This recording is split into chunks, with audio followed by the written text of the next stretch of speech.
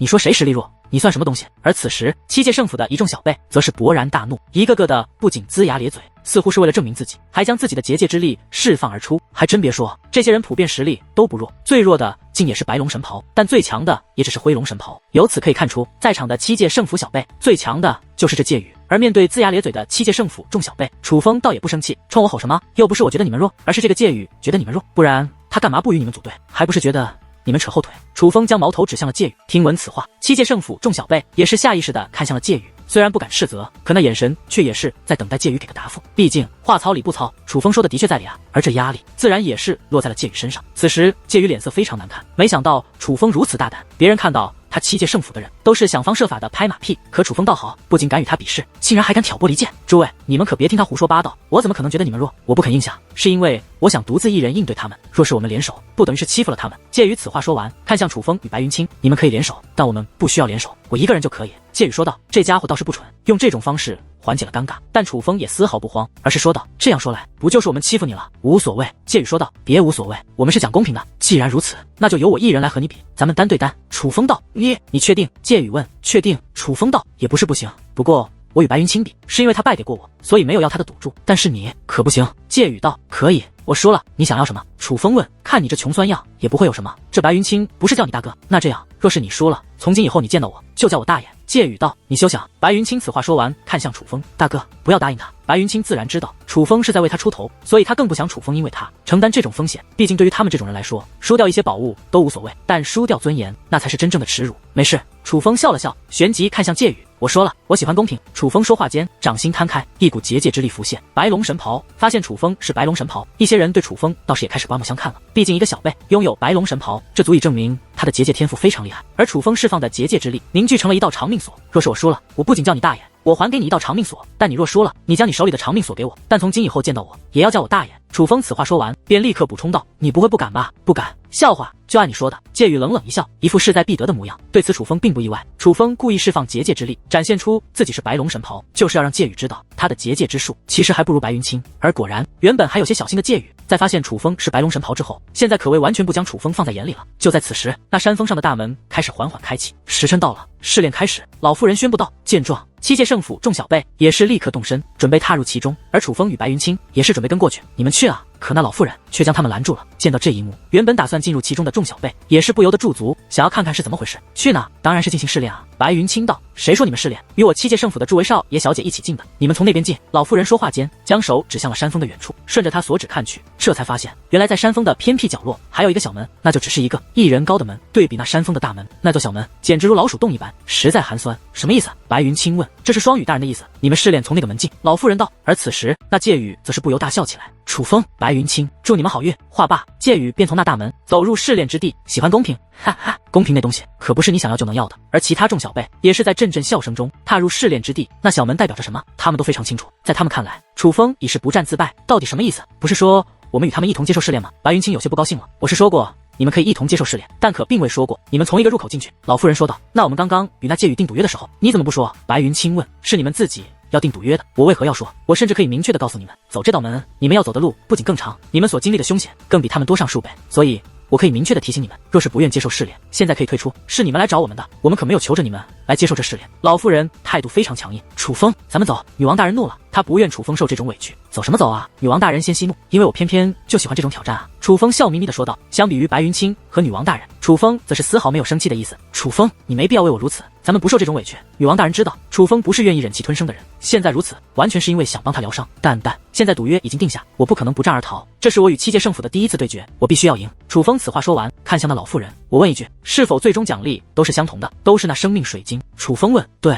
老妇人道。有几个？楚风又问。几个？老妇人笑了，这才道。一个，只有一个。楚风神色变化，一个可远远不够。怎么？你还嫌少？我告诉你，就算是一个，你也得不到，只是给你一个机会罢了。另外，我提醒你，试炼已经开始了，你们若还想继续，最好快点，不然不如直接退出。老妇人道。大哥。白云清看向楚风，他现在很不爽，已经想退出了，但他最终还是听楚风的决定，这里面有生命危险。楚风指着那小门问道。是，我之前就说过了。老妇人说道。所以他们走入的这个门并无生命危险。楚风又指着七界圣府众小辈踏入的大门问。当然。老妇人这话是笑着说的，她在用实际行动来证明，在她眼中楚风与白云清也只是外人，不配与七界圣府的小辈享受相同待遇，有点意思。楚风笑了笑，旋即看向白云清，赌约是我与那界宇定的，我进去即可，你在这里等我。话罢，楚风便身形一纵，直接从那小门之内飞掠了进去。可楚风刚刚进入其中，一道身影也是追赶上来，是白云清。还不待楚风说话，白云清便大嘴一咧，对楚风笑道：“大哥，你这不厚道了。什么叫兄弟？当然是患难与共了。你怎么能抛下兄弟我呢？”见白云清如此，楚风也是微微一笑，说道：“好，那就让咱们兄弟一起挑战这七界圣府的不公。无知者无畏。”眼见着楚风与白云清皆是踏入其中，那老妇人则是摇了摇头。至于楚风与白云清，都是不敢大意，皆是施展出各自的观察手段来观察着岩洞内的情况。楚风甚至连天师浮尘都取了出来，只是可惜在这里面天师浮尘又没有了作用。不过楚风还是发现此地时间非常古老，虽不是远古时期，但应该是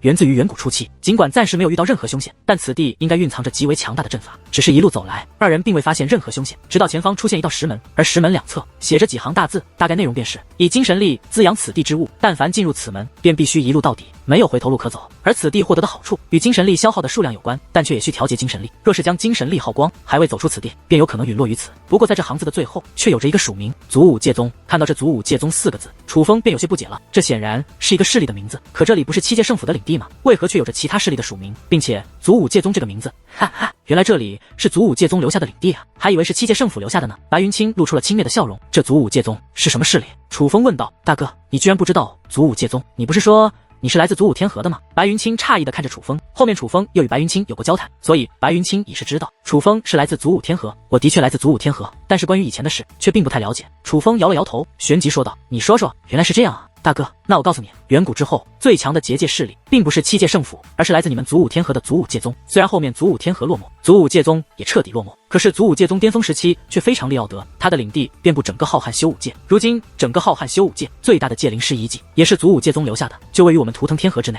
白云清说道：“原来还有这种事。”楚风虽然早就知道远古初期祖武星域曾辉煌过，但却没想到强大到了这种地步，居然连界灵师势力也是整个浩瀚修武界最强的，甚至领地遍布整个浩瀚修武界。难怪如今的各方星域对祖武天河都嗤之以鼻，恐怕也是曾被祖武天河打压过而心存憎恨吧。大哥，你觉得这个滋养此地之物是什么意思？是那生命水晶需要我们的精神力来滋养吗？可既是滋养，为何又没有回头路可走？白云清不解地问道。不管了，进去再说。楚风说话间便跨过了那道门，而白云清也是紧跟其后。跨过那道门之后，二人回头观望，发现那道门还是开启状态，但却出现了一重封锁结界。封锁结界实力非常之强，楚风与白云清根本无法破开。而就在他们二人观察之际，那封锁结界竟射出两道光束，分别射向楚风与白云清。光束在二人身前便停了下来，仔细一看，竟是两块透明的水晶石，不用二人去抓，这透明的水晶石就悬浮于楚风与白云清身旁，还真是没有回头路啊。白云清叹道。但很快他脸色一变，楚风大哥，感受到没有？感受到了。原来此时他们所在的地方仍是一个岩洞之内，只不过这里出现了一重无形的吸力，那吸力正在吞噬他们体内的精神力，只不过这种感觉很独特。正常来说，结界之力被吞噬应该会感到痛苦才对，可偏偏眼下他们竟然有着一种愉悦舒畅之感，居然有陷阱，这不就是引导人们释放精神力，让它吸收吗？这种道我才不会上。白云清说话间便极力克制自己的精神力，尽量让此地对自己精神力的吞噬达到最小化。大哥，你在干嘛？可忽然白云清神色变化，他惊愕地发现楚风正在释放出自己的精神力，而他释放的精神力之多，连白云清都感受得到，甚至本处于无形的吞噬之力在楚风周围都渐渐化作了有形之物，那就像是一条条带着藤蔓的花朵，虽然看着有些好看，可是的确在吞噬楚风的精神力。没事，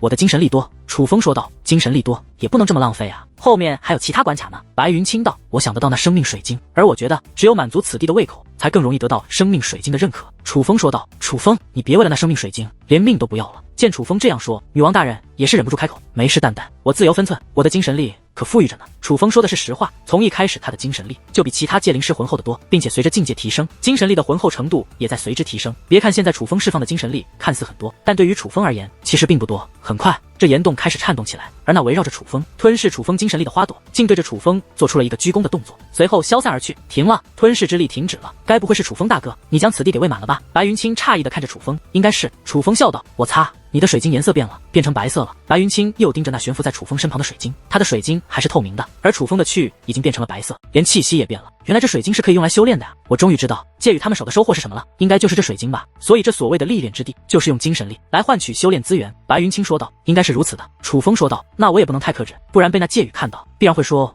我不如他。白云清道。随后，楚风二人继续向前，很快进入了一座大殿，而这座大殿内摆满了蜡烛，只不过那蜡烛都是熄灭状态，因为意识到水晶是可以积攒修炼资源的，而修炼资源的多少是用精神力换的，所以白云清也不再克制自己，而是开始释放精神力。至于楚风，自然也没有克制。在这种情况下，那大殿内的熄灭的蜡烛开始亮起，这让他们意识到，若要将这个大殿喂饱，那多半就是要让所有蜡烛亮起。可此地的蜡烛起码有上万根，但只亮起1000根的时候，白云清便有些吃力了，并且原本大殿内另一端的大门是关闭的，可在1000根蜡烛亮起之后，那另一端的大门便开启了，预示着楚风二人可以继续前行了。不行了，楚风大哥，我必须控制一下了，不然我怕后面我没有精神力去喂，没办法活着走出去。白云清看了看自己手中的水晶，虽然不再是透明，也涌现出了白色，但只是有一半而已。这说明让他感觉有些吃力的部分，却只是楚风刚刚在那岩洞内付出的一半而已。而楚风则是继续释放精神力，直到上万根蜡烛全部亮起之后，这大殿内的吞噬之力消失之后，才停止释放精神力。大哥，你是怪物吧？你的精神力是用不完的吗？白云清看着独自一人将大殿内剩余的9000根蜡烛点亮后，却是面色不改，连一滴汗都没有流的楚风，他意识到自己的担心是多余的。楚风仿佛有着无穷无尽的精神力，精神力耗尽这种烦恼，楚风好像根本就不会有。对此，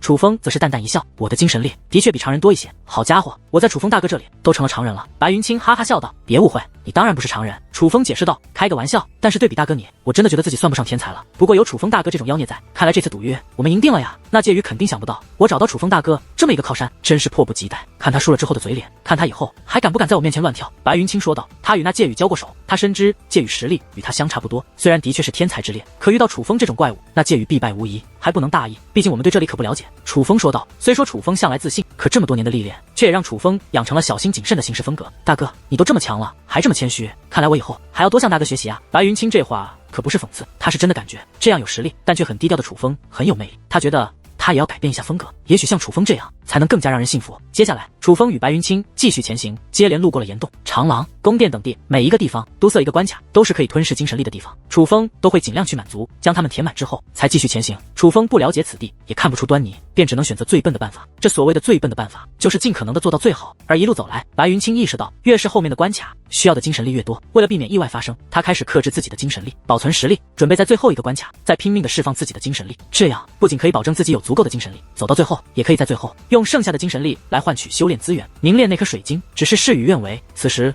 他们进入了一座宫殿，这座宫殿的墙壁通体红色，看着有些诡异。当最诡异的是，这座大殿与其他地方不同，其他地方都是主动吞噬他们的精神力，可这里不是，这里没有吞噬之力，相反，反而是他们想释放精神力都遭到了限制。我擦，这可怎么办啊？楚风大哥怎么想让他吞噬，他都不吞噬了，是不是快要到终点了？所以才会这般。我这水晶若是被那介宇看到，还不笑话死我？此时白云清望着那悬浮在自己身旁却还只是白色的水晶，开始慌了。他本来想着最后再释放全部精神力，不曾想到了这里，却不是他想释放就能释放的了。若真的无法释放精神力，那他便无法再用精神力换取修炼资源，那他所凝结的水晶便只有眼前这种程度了，这可实在太丢人了。没事，有破解之法的。相比于白云清，楚风则是丝毫不慌，他以手为笔，在半空之上勾勒出一套类似功法的运转方式，按照这个方法催动精神力，然后再尝试释放精神力。楚风说道。白云清对楚风极为信任，他并没有自己去观察，而是在楚风给予了提示之后，便立刻按照楚风给予的去做，并且他发现原本释放不出的精神力，在按照楚风所给予的方法之后，竟然可以释放了。只要精神力能够释放，这座诡异的大殿还是会吞噬他的精神力。我擦，真的可以，多谢楚风大哥。见状，白云清喜出望外的同时，也是不敢怠慢，开始疯狂的释放精神力。这就像是他获得了第二次机会，第一次都没有珍惜，这一次自然要好好把握。他恨不得将他的所有精神力都释放而出，将那颗他的水晶凝结到他可以凝结的极致。这种情况下，白云清的水晶也开始变化，很快变成白色，变成了灰色，甚至没过多久变成了蓝色，并且还在继续变化。可他知道还远远不够，因为此时楚风的水晶不仅颜色好看，那气息更是神圣，已达到仙龙纹的水平。他就算无法达到楚风这种水平，但最起码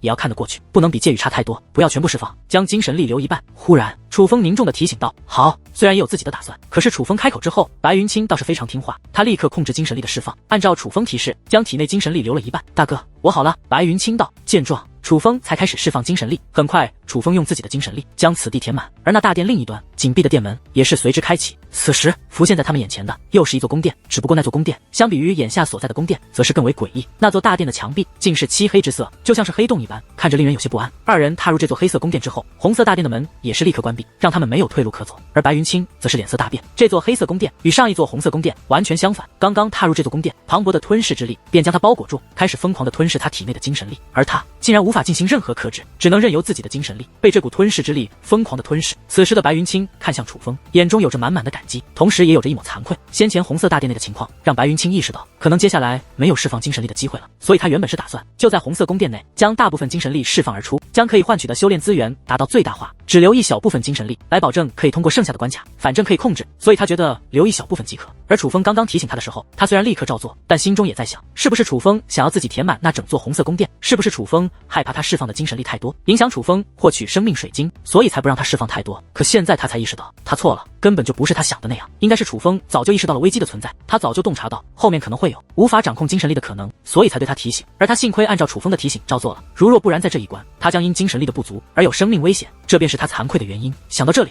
白云清大袖一挥，狠狠地给自己一个耳光。你干嘛呢？对于白云清这突如其来的自残行为，楚风则是感到不解，我恨自己愚钝，该罚。不过还好有大哥，不然我死定了。白云清大嘴一咧，嘿嘿笑道。他没有实话实说，是因为他觉得惭愧，不好意思与楚风说实话，说他怀疑过楚风有私心，但他还是觉得刚刚那样想楚风乃是他的不对，所以必须给自己一个惩罚。咱们是兄弟，说这些干嘛？怎么样，精神力可足够？若是不够，便提前告诉我，我来将这里填满。楚风这样问，是他害怕白云清精神力不够而产生生命危险。若是白云清精神力不够，那他就在此地加快精神力的释放，只要他能够将此地的精神力填满，那白云清就算精神力不足，自然也可以避免危险，暂时还够。白云清此话说完，不由得对楚风问道：楚风大哥，你是怎么意识到接下来的关卡可能会出现眼下这种情况的？刚刚的红色宫殿限制精神力的释放，其实只要认真观察，大多数界灵师都能寻求破解之法，无非就是时间长短而已。但遇到了那种情况，必然会担心接下来精神力释放难度是否会更大，所以多半会在红色宫殿内尽可能的释放精神力来换取足够的修炼资源，以此避免以后想换取修炼资源都没有机会。但这种心理一旦产生，便会非常危险。因此我判断刚刚的那座宫殿很可能是一个陷阱，就是诱导人们不再保留精神力。楚风说道，就只是判断，没有发现任何提示。白云清问，纯属是个人判断，一路走来倒是没有看到任何提示。楚风道，还好有楚风大哥在，不然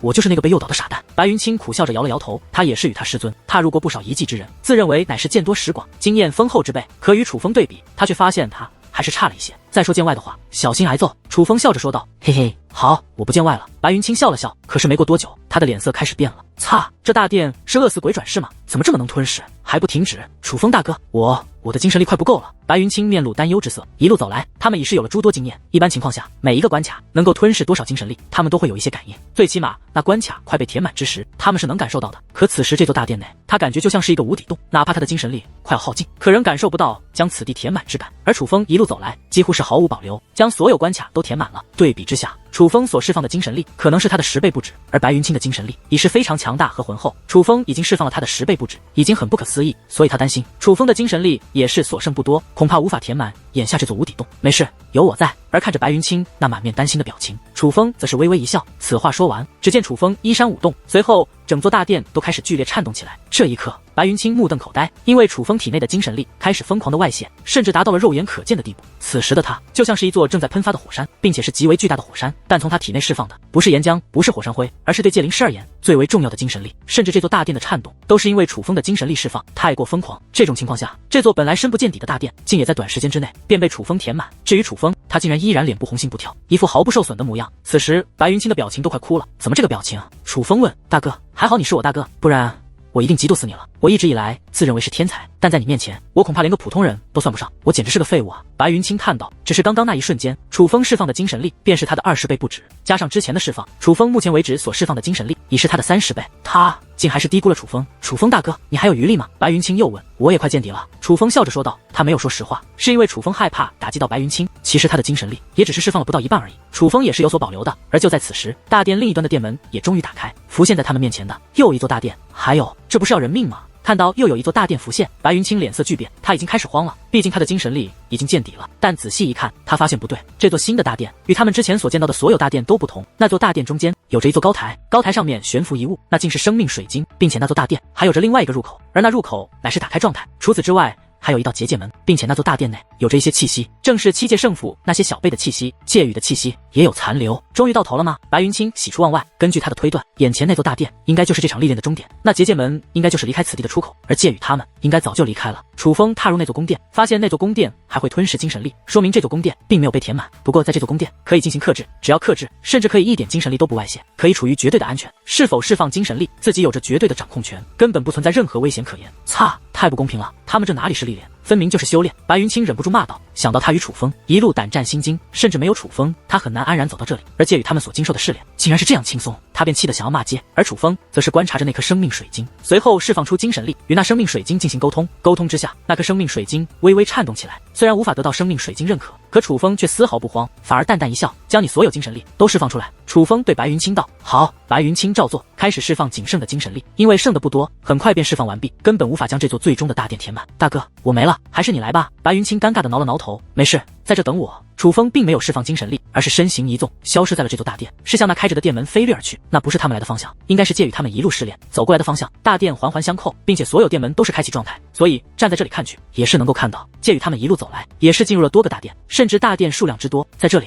竟看不到尽头，但能够看到远处的宫殿内是散发着光华的。不过很快，距离此地较近的宫殿也开始散发光华，一个接着一个，速度非常之快。而那接连散发光满的宫殿，都是伴随着一道身影，是楚风。原来那些散发光满的宫殿都是被精神力填满的宫殿，后面这些宫殿没有被填满，所以才没有散发光华。想必是介于他们的精神力不足了，而楚风飞掠过去，就是要用自己的精神力将所有宫殿填满。终于，楚风回到了这最终宫殿，而伴随楚风的精神力再度释放，很快这最终宫殿也是亮起了光华。刹那间，整座地宫内所有大殿与岩洞还有长廊都剧烈颤动起来，而那生命水晶则是飘向了楚风。成了，大哥，你又得到了这生命水晶的认可。见状，白云清喜出望外，毕竟从先前老妇人的语气能够听出，想要得到这生命水晶是一件非常难的事，就是这种近乎不可能的事，被楚风做到了。白云清自然替楚风感到高兴，不过对此楚风并不意外，在刚刚沟通生命水晶的时候，他就已经知道，只要他能够用精神力将剩余的宫殿填满，那这颗生命水晶便是他的了。此时的生命水晶已经是被唤醒状态了，所以楚风直接带着生命水晶进入界灵空间之内，怎么不先留着，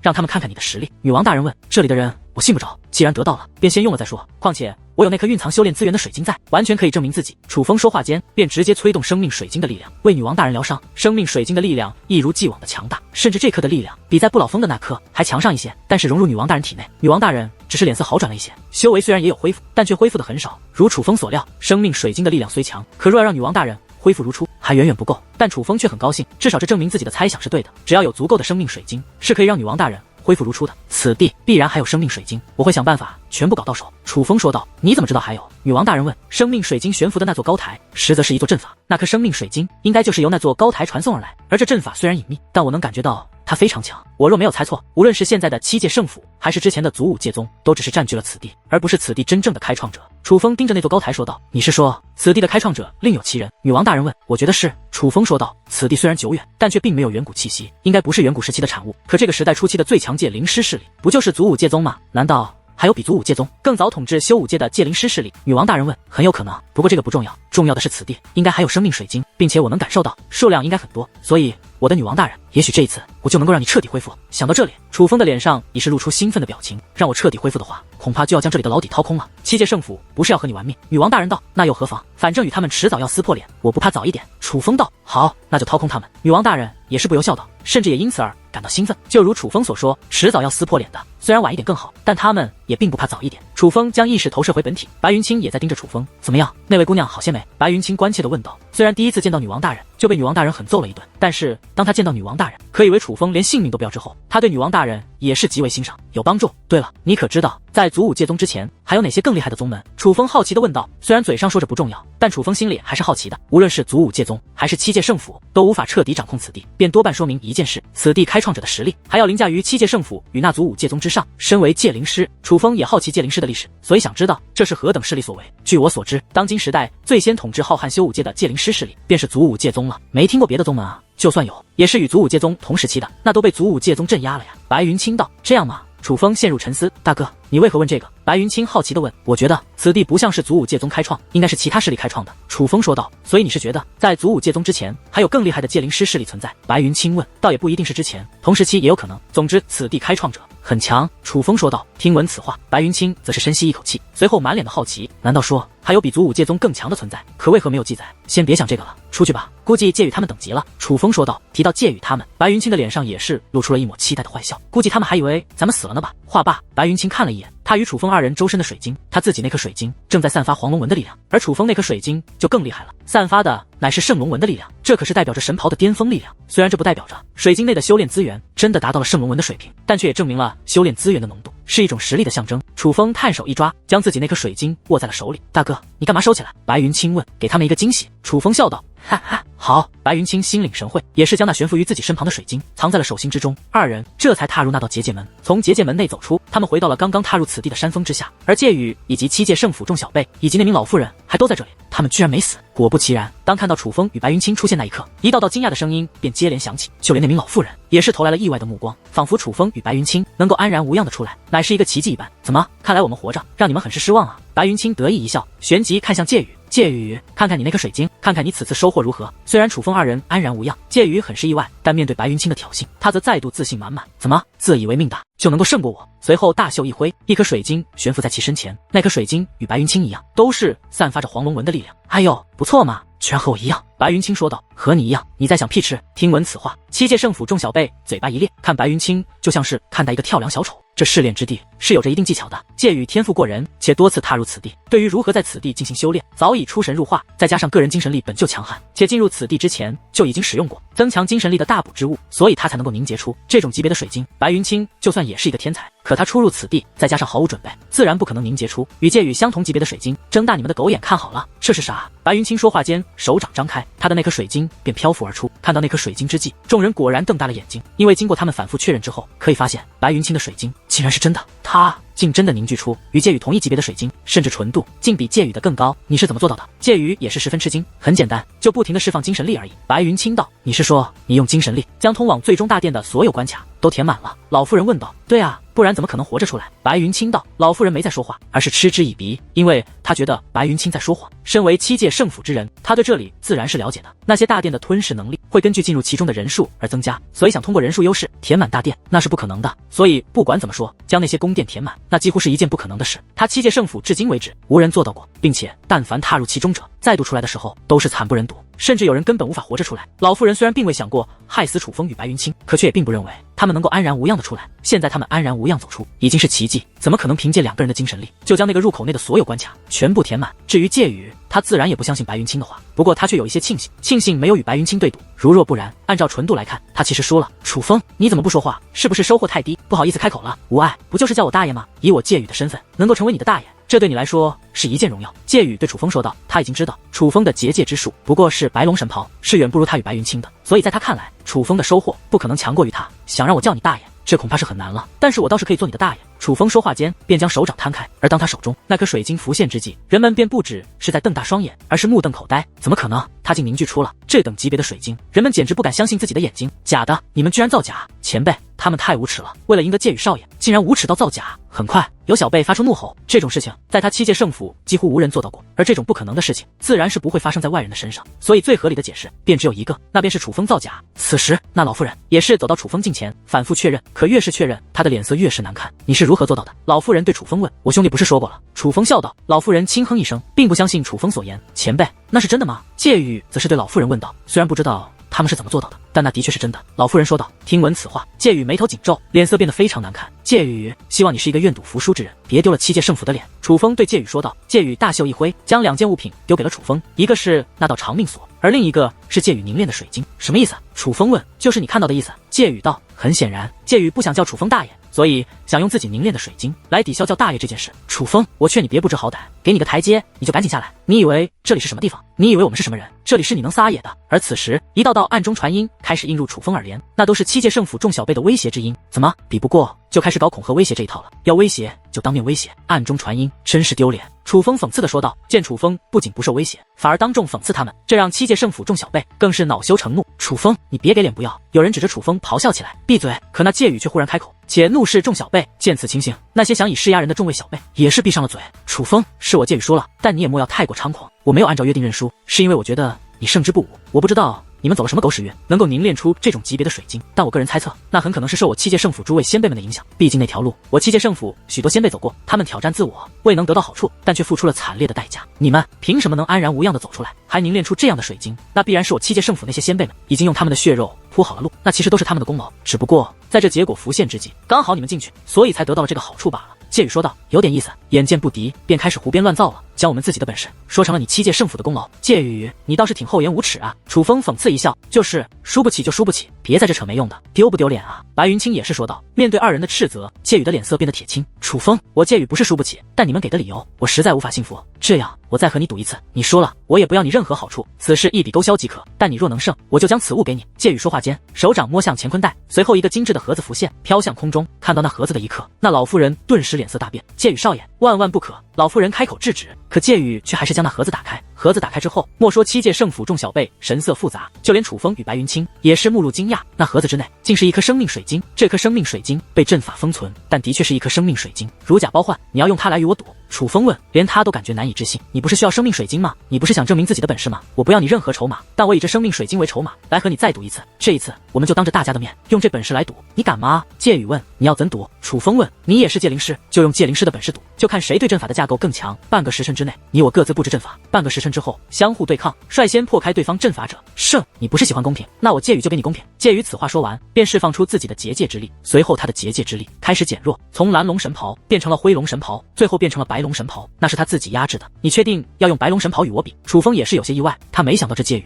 竟然会为了主动提出压制自己的结界境界。我介宇不是输不起的人，但我们不曾一同试炼，我没有看到你试炼的过程。现在你拿出那凝结而成的水晶，说是你自己的本事，我介宇无法信服。不仅我无法信服，我七界圣府在场的所有人都无法信服。不过倘若你真的能凭借自身本事凝练出如此水晶，那的结界之术也必然很是利奥德。现在我介宇给你一个证明自己的机会，你就当着所有人面来证明你自己。若是你能胜我，不仅这生命水晶是你的，我也会按照约定，以后见到你都尊称你为一声大爷。介宇对楚风说道，介宇少爷，这也太不公平了，他什么身份？他哪有这个资格？咱们没必要这么让着他啊。此时七界圣府众小辈都慌了，生命水晶为何物他们都清楚，介宇就不该拿此物与楚风赌，何况他还不用楚风拿赌注，这简直太亏了。不过相比于七界圣府的众小辈，楚风与白云清则是对介宇有些刮目相看了。介宇先前对他们的轻视是真的，对白云清的挑衅也是真的，这些让人厌恶的点自然也是真的。可他此时主动压制境界是真的，拿出珍贵物品与楚风对赌，却不需要楚风拿出赌注也是真的，这倒是让楚风觉得这个介宇有点男人的模样了。介宇，我的确需要生命水晶，若我胜，你将此物给我，但无需你叫我大爷。楚风说道。他之所以这样说，是他看得出来介宇是一个十分好面子的人，对他而言，尊称自己为大爷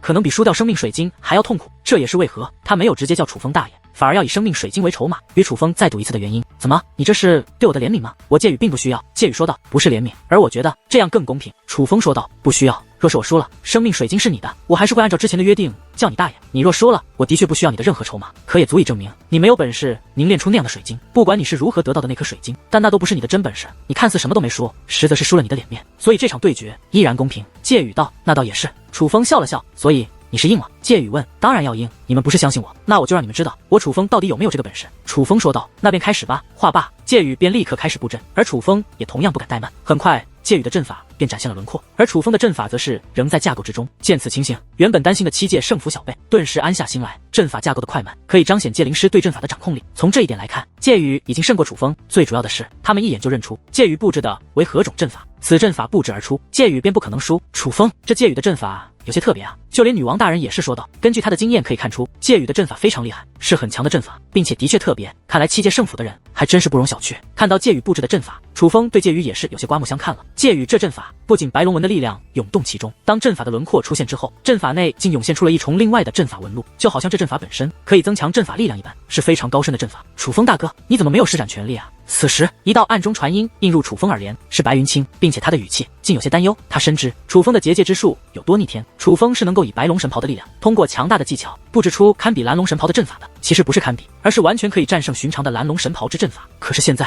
楚风并没有施展全力，故意将自己的结界阵法力量压制在了白龙神袍境界之内。这生命水晶我要拿，但也要让他心服口服。楚风对白云清说道。楚风之所以这样做，就是因为介宇主动将境界压制到了白龙神袍的境界。虽然楚风能够凭借秦九大人传承，以白龙神袍的力量布置出堪比蓝龙神袍的阵法，这是楚风自身本事，若真这样做了，那也是规则之内，合情合理。可为了让对方心服口服，楚风的确没有施展全力，将阵法力量控制在了白龙神袍之内。楚风大哥，你别小看这介宇，他布置的可不是寻常阵法，那是七界圣府的结界秘法天道秘典。所谓天道秘典，蕴藏了诸多阵法，每一道阵法都极为强大，因为那些阵法都非常特别，就像是蕴藏生命一般。若能彻底掌握这天道秘典内的阵法，便可以发挥出界灵师极致的力量，不是其自身的极致力量，而是界灵师的极致力量。就比如介宇现在所布置的阵法，只要他布置完成，那么这阵法的力量将会超越介宇本身，具备白龙神袍最极致的力量。上次我与介宇交手，他就是施展的此法，并且布置的也是此阵，他是故意的。半个时辰之内，他刚好可以将此阵布置完成，所以才提出半个时辰这个规则。而且此时他对这阵法的掌握比我那个时候还要强，以致大成。大哥，他是有着绝对的自信，觉得可以赢你，才这般的。你可莫要大意啊！白云清暗中传音道：“居然还有这种阵法！”楚风也是有些意外，若真如白云清所言，那介于所布置的阵法可就比楚风预想的还要厉害。这就是七界圣府的强大之处，天道秘典就是他们的强大的根源。白云清说道：“无碍。”楚风回道，而见楚风坚持己见，白云清也不好多说什么，他不敢再打扰楚风，害怕楚风分心。终于半个时辰到了，介羽的阵法刚好布置完成，他立刻收手，楚风也是立刻收手。而这一刻，阵阵嘲讽的笑声也是随之响起。喂，你布置的这是什么啊？这是自暴自弃了吗？就这种水平也好意思说能够在那试炼之地凝练出那种级别的水晶，笑死人了！还好意思说证明自己，他的确证明自己了，证明自己是个废物。七界圣府的众小辈讽刺的大笑着，因为直到此时，楚风的阵法轮廓仍是模糊的，就像是一团混沌的阵法，连半成品都算不上。可是相比于那些小辈，老妇人的脸色不仅极为凝重，甚至有些苍白，目光不停在楚风的阵法以及楚风身上来回移动，就连看楚风的眼神都变了。楚风，你布置出这样的阵法，是要认输吗？介羽的脸上也是挂着讽刺的笑容，他本就怀疑楚风是虚张声势，但没想到这楚风比他想象的还要不堪。可就在此时，一道暗中传音映入介羽耳帘，乃是老妇人。介羽少爷，不要与他比了，他那阵法并不简单。老妇人说道。听闻此话，介羽那嚣张的表情顿时消散，他知道老妇人的实力在他们之上，既然这样说，必然是看到了他们所看不到的。可他介羽布置的是什么阵法？那可是天道秘典内的阵法，并且这座阵法他已修炼至大成，可以发挥出白龙神袍的极限力量，是白龙神袍的极限力量，而不是他介羽的极限力量。这就是天道秘典的厉害所在，但那老妇人应该是知道这一点的，为何还要这样提醒他？不解之际，介羽看向楚风，你到底在搞什么鬼？应该有人提醒你了吧？楚风说话间看向那名老妇人，楚风知道他的手段能瞒得过那些小辈，但瞒不过实力太强之人。介羽先前那般自信，此时却变得有些犹豫，足以证明知道了什么，所以楚风猜测必然是那老妇人给予了提醒。眼见着被楚风识破，老妇人也是有些意外，但还是对介羽继续暗中传音：介羽少爷，他那阵法很强，若真的交锋，你未必能够胜他。只是听闻此话，介羽的表情更加复杂了，他那可是天道秘典内的阵法，并且专攻此阵已有多年，修至大成可不容易。按理来说，此阵不出，应当无敌。此事那老妇人也是清楚，可为何还说他未必能够胜过楚风？那楚风到底布了怎样的阵法？难道天下间还有强于天道秘典的阵法不成？他不信，不信楚风一个外人能够布置楚风强过他的阵法。于是他看向楚风，故弄玄虚，别废话了，有本事你就亮出来，我倒是要看看你到底是不是真材实料。介羽咆哮之际，便直接催动他那阵法，对楚风的阵法发动了攻势，光芒璀璨，狂风大作。那阵法的冲击力之强，使得在场的白龙神袍都连连后退，而这强大的阵法力量则是锁定了一个目标，那便是楚风身前的阵法。一声巨响，攻击而至，楚风的阵法简直不堪一击，瞬息间便化作粉碎。可众位小辈脸上的笑容刚刚浮现，便瞬息消散了。在那阵法被摧毁后，劲光芒普照，在随便之内浮现出了3道阵法，阵中阵。这个家伙，直到此时他们才知道，原来楚风看着没有架构完成的阵法，不过是一个外壳，外壳之下有着3道阵法，并且每一道阵法的力量都极为强大。介羽的阵法力量极强，是超出他自身力量的阵法，当真可以说是将白龙界灵师的力量发挥到了极致。可是楚风这3道阵法虽然卖相不怎么样，可每一道都拥有着不弱于介羽阵法的力量。在阵法力量相同的情况下，3自然大于1，二者阵法对抗之下，介羽的阵法很快便败下阵来。介羽此时满头大汗，气喘吁吁，他已经施展出了全力，可还是只能眼睁睁地看着他那阵法被摧毁。他的脸上写满了不甘，他能够布置出如此强大的阵法，是因为他用了天道秘典内的阵法。可楚风这阵法明明只是寻常的攻杀阵法，而绝非天道秘典内的阵法，但为何还能发挥出如此强大的力量？并且楚风半个时辰之内布置出了3道这种级别的阵法，这显然不合常理。说你到底用了什么卑鄙手段？介羽对楚风质问道。介羽，输不起了吗？卑鄙手段？我告诉你，我楚风大哥已经让着你了，如若不然，你会输得更惨，惨到你自己都想不到。白云清说道。你个手下败将，给我闭嘴！介羽怒骂一声，你若不服，可以再来一次，我当着你的面布阵。楚风说道。听到楚风这样说，介羽神色变化，他发现楚风的脸上有着绝对的自信，于是他看向那老妇人，前辈，告诉我，这真的是他自己的本事吗？他此话一出，在场众小辈也纷纷将目光投向了那名老妇人，他们不相信楚风与白云清，但却相信这位老妇人。此时老妇人也是面露犹豫，但最终还是道，他并没有使用旁门左道，也没有借助至宝。此话一出，七界圣府众小辈都说不出来了，一个个的再度看向楚风，眼神全都变了。不是旁门左道，没有借助至宝，独自一人布置出如此阵法，那他对阵法的掌控将达到了何种地步？倘若这是真的，那么眼前这个楚风绝对不是一个小角色，而是一位绝顶天才。介羽仍是感觉难以接受，可当他看向了白云清，发现明明很是自负的白云清，此时就像是一个狗腿子一般站在楚风身后，尤其是呢，因为楚风而洋洋得意的模样，他恍然大悟，他终于明白为何白云清这种天才会称楚风为大哥，并且甘愿俯首称臣了。于是他将目光投向楚风，今日是我介羽走眼了，楚风，他是你的了。介羽说话间，将那生命水晶丢向了楚风，随后便御空而起，准备离去。喂，走什么？你还没叫大爷呢！白云清赶忙说道。听闻此话，已经来到半空之上的介羽还真的停了下来，只是他没有回头。此时他也是后悔了，明明楚风告诉他说了可以不用叫大爷，是他不肯的，因为他觉得他不会输。不曾想他失算了，他不想做输不起的人，所以生命水晶他都愿意给。可是让他叫楚风大爷，他真的开不了这个口。长这么大，除了族内天才，他从未在外人面前丢过脸面。而七界圣府的人，不管是否表现出来，但基本都看不起外面的人，因此输给府外之人，乃是奇耻大辱。若真的叫了，那以后在七界圣府内，叫他如何抬头做人？算了，今日之事到此为止。此时倒是楚风开口，介羽能言而有信，将生命水晶给他，他已经很是意外，并且楚风发现介羽自负是真的，起初看不起他也是真的，但从他愿意将生命水晶给他，可以看出他虽然自信，但并非蛮不讲理，所以也不想再难为他。介羽回头看了楚风一眼，什么也没说，直接御空而起。终于众位小辈纷纷看了楚风一眼后，也没多说什么，而是直接御空而起离开此地。但楚风注意到，他们看自己的眼神变了，不再像之前那么轻蔑，更多的是复杂。两位小友知道如何用那水晶修炼吗？老妇人上前问道，就连他的态度都变了。知道，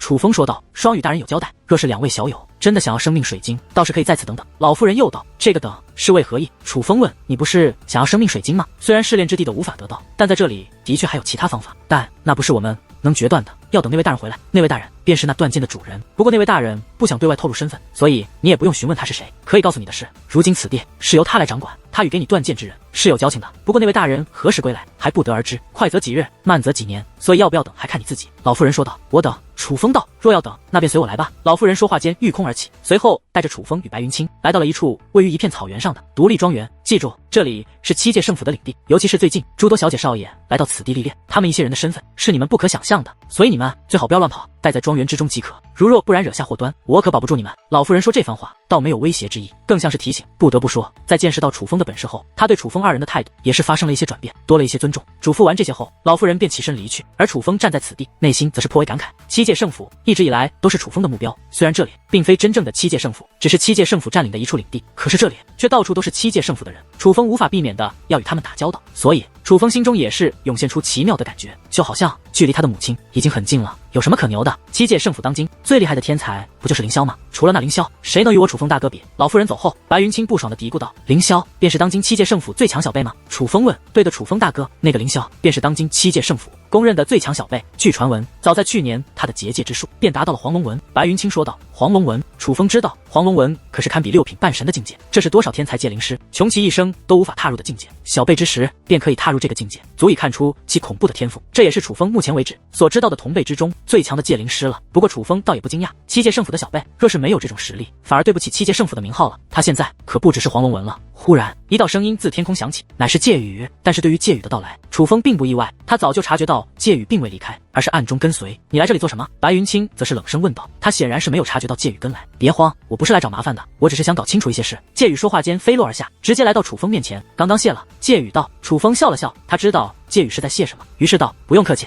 对我而言生命水晶也很重要，听说你能唤醒生命水晶，这是真的吗？介羽问。楚风没说话，而是将那颗介羽给他的生命水晶取出。楚风将封锁生命水晶的阵法破开，下一刻生命水晶绽放起耀眼光华，而与此同时，楚风的身上也同样绽放出了相同的光华。生命水晶内的力量此时展现的淋漓尽致，竟真的可以唤醒此物。介羽双眼瞪得溜圆，连嘴巴都张得老大，他此时的表情比先前败给楚风时还要精彩。现在信了吗？还不待楚风开口，白云清便得意的道，那嘚瑟的表情就好像唤醒这生命水晶的是他一般。不知楚风兄弟师承何处？介羽问。这个我不方便透露，就算说了，你应该也没有听闻过。楚风说道。无碍。介羽笑了笑，旋即说道，这还是我第一次看到有人唤醒生命水晶，你七界圣府没有人可以唤醒此物吗？楚风问道。有，但是需要精心准备，且在特定的地方才能唤醒，所以我也没机会见到能够像你这般如此轻易的就唤醒生命水晶的。据我所知，我七界圣府也只有一人。介羽话到此处，白云清便立刻说道，只有一人，那我知道是谁了。你知道是谁？介羽问。这有什么难猜的？自然是介冉清大人。别说七界圣府，整个浩瀚修武界，其他界灵师做不到，但有一个人可以做到的事情，一般都是介冉清大人。白云清提及介冉清的时候，脸上也是有着浓浓的崇拜之色。的确是介冉清大人。介羽也是笑了笑，提及介冉清三个字的时候，他的语气也是充斥着敬意。看到他们都如此敬佩介冉清，楚风心里则是心生自豪。毕竟楚风已经几乎确定介冉清就是自己的母亲。介冉清大人如今还在闭关吗？楚风问。是，还在闭关中。介羽道。他在何处闭关？楚风又问。在我七界圣府的组织禁地内。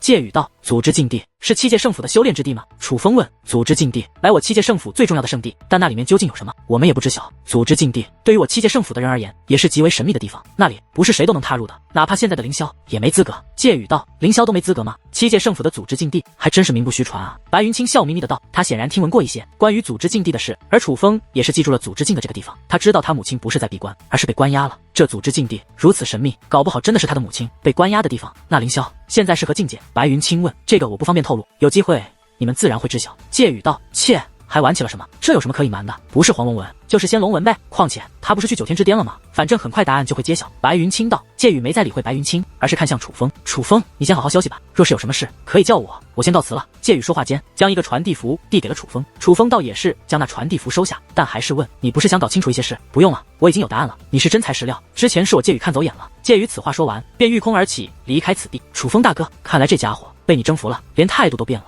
没那么桀骜不驯了。白云清道。他虽然狂诞，似乎没那么坏，至少没坏透，你觉得呢？楚风问。我不知道，反正这个天下间，我只信任2个人，一个是我师尊，一个就是楚风大哥你。白云清道。你刚刚说的九天之巅是什么？楚风问。楚风大哥，这九天之巅乃是类似古界的一个地方，历史悠久，缥缈不定，没人知道它的具体方位。但九天之巅可比古界还要有名气的多。首先，九天之巅的掌管者九颠大师是一位实力极强的人物，修武与结界都具有很强的实力，甚至有传闻他的实力不弱于各方天河霸主首领。而九天之巅还有着一个覆盖面积极大的阵法，此阵法名为天榜，天榜张开，可覆盖整个浩瀚修武界，整个浩瀚修武界的人都看得到。你也是界灵师，可以想象一下，那将是何等阵法的力量。白云清道。而楚风想了一下，浩瀚修武界如此之大，那阵法的力量的确非同小可。虽然不是攻杀阵法，而只是一种展示，但覆盖如此面积，也是难以想象的力量。并且九天之巅有的时候会发出邀请，而但凡是能够得到九天之巅邀请之人，几乎没人会拒绝。你知道为啥吗？白云清问。为啥？楚风问。因为九天之巅一般情况下只邀请小辈，并且不是每个时代的小辈都会邀请，他们的邀请标准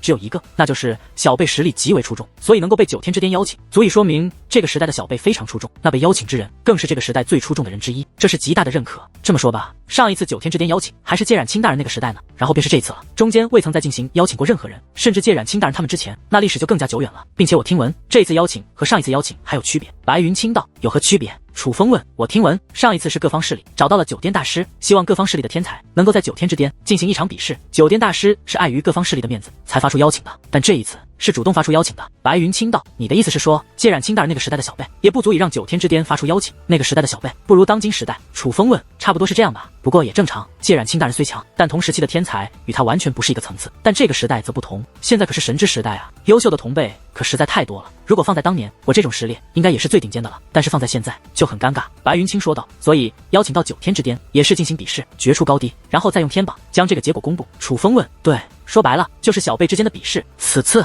各方势力的顶尖天才都被邀请了，7届胜负的凌霄也在其中，相信要不了多久就会分出胜负，到时候我们也有机会看到传说中的天榜了。要知道介冉清大人那个时候天榜都未公布呢。白云清说道。而他的这些话也皆是在透露出一个消息，尽管介冉清那个时候也是在九天之巅进行的比试，可实际上并非九天之巅真正的意愿，所以哪怕比试了，最终结果也不是由天榜公布，而是大家口口相传。但这一次则是不同，这一次才是九天之巅真正的意愿，只要分出胜负，那传说中可以覆盖浩瀚修武界的天榜也将再度浮现。只是可惜此次九天之巅不是公开比试，不然真想去看一看仙海少羽的风采。白云清有些遗憾的道。听到白云清提到仙海少羽，楚风也是来了兴趣，不由问道。你觉得此次九天之巅谁最可能夺得最强之名？当然是仙海少羽，他可是公认的最强天才，我图腾天河的龙成羽在他面前都不堪一击。可以这么说，仙海少羽就是当今时代的介冉清，至少目前为止是。不过他那个妹妹仙海鱼儿既然能够在太古星海留下名字，天赋必然更强，以后他们兄妹谁更强还真是不好说。但世人不知道的是，已经落寞的祖武天河却又出现了我楚风大哥这种人物，真是期待日后的场面啊。白云清这话可不是随便说说，说这番话的时候，他的脸上真的露出了满满的期待。神之时代，你也会有一席之地。楚风对白云清道。那是自然，我就算不是最顶尖那一撇，但也要出人头地，否则不是丢了楚风大哥的脸。白云清道。你还是别叫我大哥了，咱们就是好兄弟，不分高低。楚风说道。不，一日为大哥，终身为大哥，你就是我大哥。白云清道。那好，既然你都这么说了，你这个大哥我就更要努力了，不然若是大哥不能罩着小弟，岂不是被人笑话？楚风笑道。哈哈，大哥所言极是，那便一起努力。白云清也是笑道。而此时介羽则是来到了一座大殿之内，这里不仅有那名老妇人，还有那个黑发的中年女子，也就是所谓的双羽大人。真的假的呀？那楚风真的将试炼之地内的生命水晶拿走了？介羽此时一脸意外，因为双羽大人得知试炼经过后也是产生怀疑，不理解楚风与白云清为何能够从那个入口进去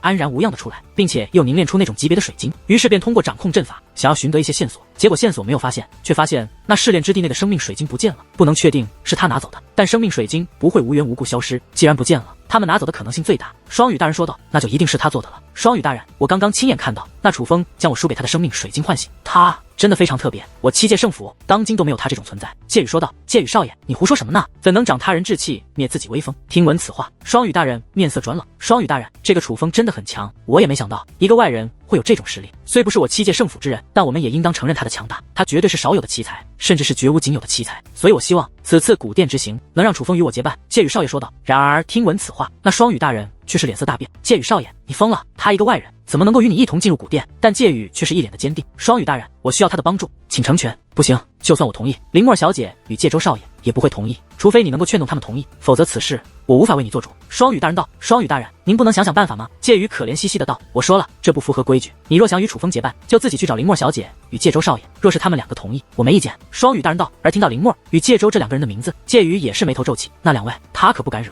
楚风先是将唤醒的生命水晶给女王大人疗伤，只是这一颗生命水晶的效果就不如第二颗了，这使得楚风更加确定需要更多的生命水晶才能让女王大人康复。而楚风虽察觉到这里应该有着非常厉害的阵法力量，并且这里应该还具有更多生命水晶，只是眼下楚风也不知道如何获取那些生命水晶。在这个地方藏龙卧虎，楚风暂时也不敢乱来，只能等着那个所谓的大人回来，希望那个大人给周氏老人面子，多给自己一些生命水晶。若是他不肯，楚风再另寻他法。于是楚风便与白云清将那试炼之地凝结的水晶进行炼化。炼化之后，楚风本只是感觉对自己有些帮助，但不是特别大。直到白云清兴奋地跑过来，楚风才察觉到了不对。七界圣府的修炼之物可真是好东西啊！楚风大哥，怎么样？你应该也有突破之感了吧？白云清兴奋地问道。你有突破之感了？楚风问。对啊，我有了。你呢？白云清问。我没有。楚风摇头道。不可能啊！虽说我有突破之感，是之前早有累积，可是楚风大哥，你那水晶那么厉害，你又是白龙神袍，为何会没有突破之感呢？白云清十分诧异，他的言外之意是，你的修炼资源比我的厉害那么多，你的境界又低这么多，哪怕积累不足，可应当也有突破之感才对。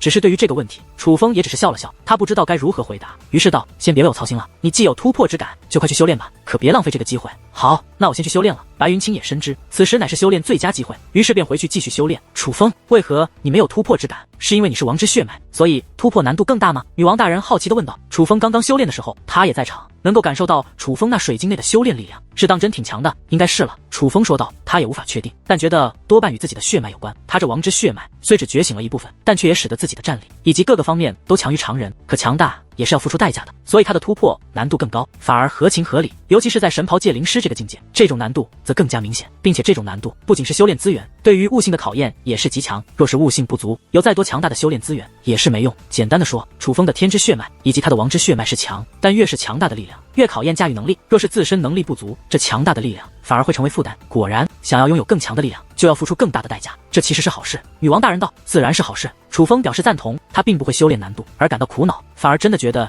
这是一件好事。实际上，楚风一路走来早就习惯了，因为现在不能乱走，结界之术的累积暂时也不够，所以楚风便将注意力转移到了修武方面。那本从天庭圣殿内得到的武技尊境猎影斩，楚风这些日子也有观察过，可却发现此武技的修炼难度竟比自己想象的要大。此武技还是有着一些难度的，若是有专门的修炼武技的地方，那掌握的速度应该会更快一些，否则楚风还真是需要一些时间才能掌握这本武技。而在次日，那介羽又来了。这介羽自从败给楚风，待楚风的态度便发生了极大的转变。他这次来还特意带来了一些七界圣府的特产美食。闲聊之时，他还主动问到了楚风那界灵的伤势，语气中可以看出他是想给楚风一些帮助的。不过在得知楚风还需要更多生命水晶后，介羽也是犯了难。生命水晶虽然我们无法唤醒，可是我七界圣府还是有办法唤醒的，因此生命水晶在我七界圣府之内也是非常珍贵的。我那颗生命水晶还是我父亲给我的呢，我自己还真是没有途径可以帮你导到生命水晶。介羽说道。我知道生命水晶很贵重，你给我的那颗对我的帮助也是很大了。楚风提及此事，非纯粹是因为介羽问的，他本身便没指望介羽可以帮他搞到生命水晶。生命水晶我是不行了，但若是有其他需要我帮忙的，你可以尽管提。介羽道。你们这里可有修炼武技的地方吗？楚风问。有啊，这里还真的有修炼武技的地方，这里有着一座修炼塔，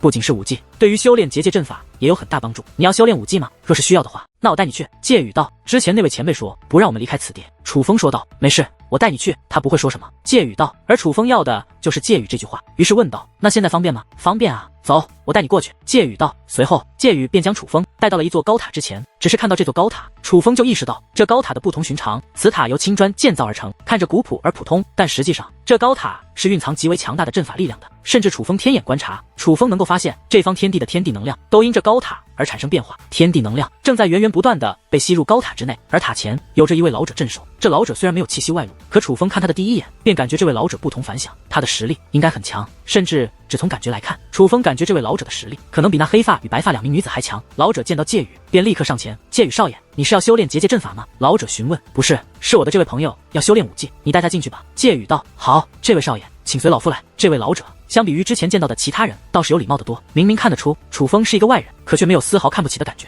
楚风跟着老者进入高塔，发现高塔中间有着一道结界传送门，除此之外还有着一道可以直接攀登的楼梯，但那楼梯内蕴藏阵法力量。这位少爷，你想修炼什么品阶的武技？老者询问道。九段尊境，楚风说道。听到九段尊境，老者的脸上倒是没有太大的波动，显然他是见过大场面的人。只见他抽出2根竹简递给楚风，而2根竹简上面分别写着19与20的字样。九段尊境的话，到第19层即可，若是觉得压力不够，可以到20层。老者道。多谢前辈。楚风接过竹简，便走向那道结界传送门走去。可老者却忽然说道，这位少爷，切记回来的时候也要通过结界门，千万不要走楼梯。前辈，为何？楚风问。此塔是这样的，正常来说到此塔修炼是要走楼梯的，因为楼梯具有结界压迫，虽不限修为，可却也会有其他限制。简单说的话，是对天赋的限制，能走到哪一层，全凭个人能力。而这竹简属于是作弊行为，少爷凭借竹简可直达19层，而19层已是较高的楼层，那一层的楼梯压迫可是非同小可的。老夫倒不是轻视少爷，少爷若是从第1层向上走，也许可以逐渐适应那压迫，但是从19层直接进入楼梯，没有适应时间，直接面对那种力量，恐怕会对身体造成损害。老者说道。原来是这样，多谢前辈提醒。其实不用老者讲，楚风也大概猜到结果，之所以询问，只是想确定一下自己的猜测罢了。但楚风发现这老者真的很有耐心，明明他的实力很强，但却对他这个外人都非常尊敬，并且姿态放得很低，就像是他是一个下人一般。尤其那一口一个少爷的称呼，听得楚风很是舒服。楚风倒不是喜欢被人捧着，但谁不喜欢被人尊重呢？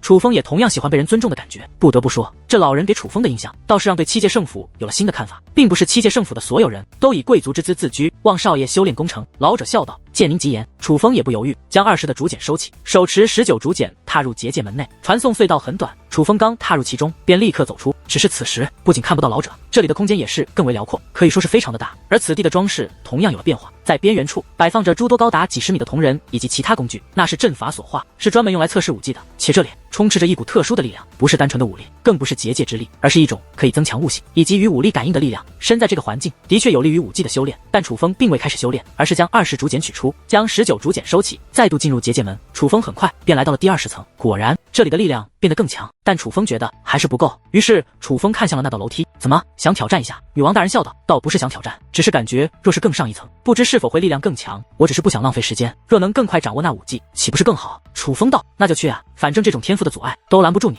女王大人倒是对楚风充满了信心，这座古塔可非同一般，既不是七界圣府的手段，可能也不是祖武界宗的手段，而是此地开创者所布，我还真没十足把握。楚风说道。少扯淡，我就不信能拦住你。女王大人道。哈哈，女王大人对我如此自信，那我自然不能丢女王大人的脸，就算不简单，那我也去试一试。楚风说话间便走向了那道楼梯。楚风虽也有着自信，但也是小心行事，只是向前踏出了一小步，若是大事不妙，随时回撤。踏入楼梯，果然一股强大的力量席卷而来，那力量之爆裂，换作常人恐怕立刻会吐血负伤，但楚风毕竟不是常人，虽起初也是寸步难行，但很快便开始适应，于是向上攀登到21层的门口。楚风只是看了一眼便继续攀登，他觉得还不够，于是22层、23层接连被楚风走了过去。一转眼，楚风来到了24层，在这里楚风不由停下，因为楚风发现这里竟然有着一名女子。女子看着非常年轻，那皮肤嫩的仿佛能够捏出水，她个子不是很高，也就1米6出头的模样，像小孩子一般，但身材比例却很好。从那身材比例可以看出，她其实是个成年人，皮肤很白，尤其是那一头黑色长发的衬托下，那脸颊真的白得发光，眼睛大大的，眼神也是如同孩子一般，很是干净。虽然从那纤细的小胳膊可以看出她很瘦，可偏偏脸上肉嘟嘟的，有些婴儿肥，看着非常可爱和乖巧。她穿着黑色裙摆，乍看她的第一眼，竟有一种初见女王大人的错觉。